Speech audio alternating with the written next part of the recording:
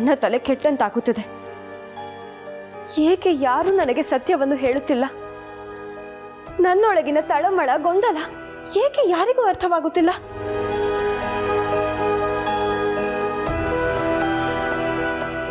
ಈ ಸಮಯದಲ್ಲಿ ನನ್ನೊಂದಿಗೆ ಜಮದಗ್ನಿ ಇರಬೇಕಿತ್ತು.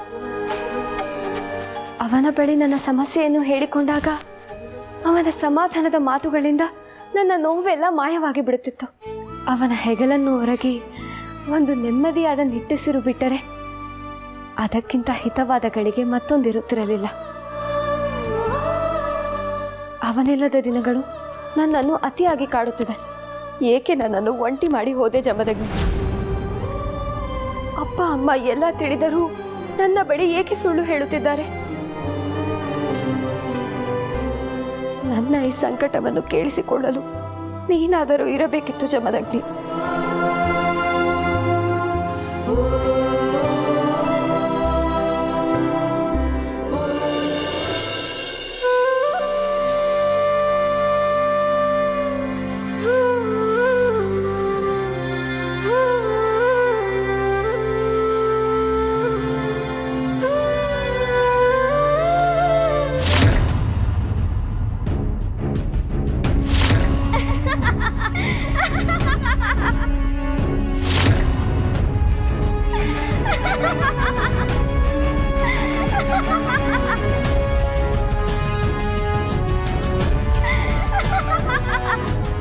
ನೀನೇಕೆ ಬಂದೆ?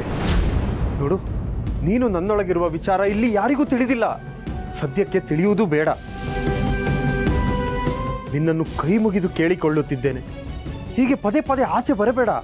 ಇದು ನಾನು ನೆಲೆಸಿರೋ ದೇಹ, ಇದರ ಒಡತಿಯು ನಾನೇ. ನಿನ್ನ ಅಪ್ಪಣೆಗಾಗಲಿ ಅಥವಾ ಬೇಡಿಕೆಗಾಗಲಿ ನಾನು ಕಾಯುವುದಿಲ್ಲ.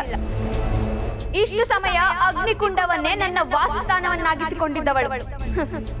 ಆದರೆ ಈಗ ಈ ಜಾಗ ಬಹಳ ತಂಪು ಎನಿಸುತ್ತಿದೆ. ಇಲ್ಲೆಲ್ಲ ಇರುವುದೇ ಹೀಗೆ. ನಾನೇನೋ ಬೇರೆ ಯೋಚನೆಯಲ್ಲಿದ್ದೇನೆ. ದಯವಿಟ್ಟು ಸುಮ್ಮನಿದ್ದು ಬಿಡು. ಓಹೋ, ನಿನ್ನ ಮನದರಸಿಯ ಆಲೋಚನೆಯಲ್ಲಿದ್ದೀಯೋ? ಇದೆಲ್ಲ ನಿನಗೆ ಹೇಗೆ ತಿಳಿಯಿತು? ಅಲ್ಲಯ್ಯ ಜಮದಗ್ನಿ, ನಾನು ನಿನ್ನೊಳಗೇ ನೆಲೆಸಿರುವಾಗ ಇನ್ನು ನಿನ್ನ ಮನದ ಭಾವ ನನಗೆ ತಿಳಿಯದೇನು?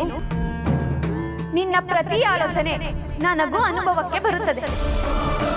ನೀನೀಗ ನಿನ್ನ ಪ್ರಿಯತಮೆಯನ್ನು ನೆನೆಯುತ್ತಿದ್ದೀಯ, ಅವಳನ್ನು ಕಾಣಲು ಬಯಸುತ್ತಿದ್ದೀಯ ಅಲ್ಲವೇ?